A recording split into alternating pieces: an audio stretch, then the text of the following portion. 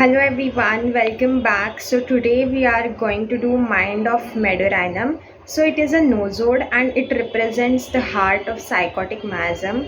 Main feeling of psychotic miasm is I am okay as long as my weakness is covered up. I know my weakness is not fatal to me, it is not the end. But if it is exposed, I will be criticized, I will lose a lot, and people will take advantage of me, and my position will come down. So, the theme is I must do all I can to see that this weakness is not exposed. I may have to be overactive in the opposite direction as a result. So, the person is clairvoyant and fears misfortune, always anticipating that something will happen. He tends to be absorbed in his own thoughts and become absent minded.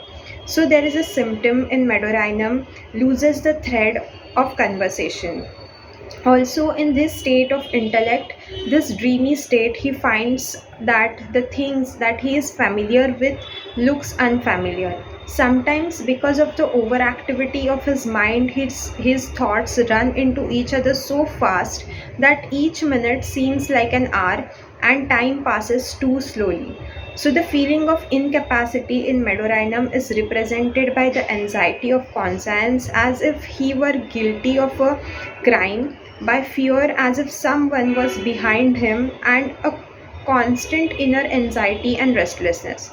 So the latter is manifested in the physical sphere of signs such as restlessness of feet and biting of nails, while the guilt feeling is evident in his need to constantly wash his hands. So, on the other hand, in order to cover up his inner weakness, the Medorrhinum patient can take the opposite stance, in that he can become quite egoistic, critical, rude, selfish, insensitive, extravagant, and can act as if nothing really scares, bothers, or affects him.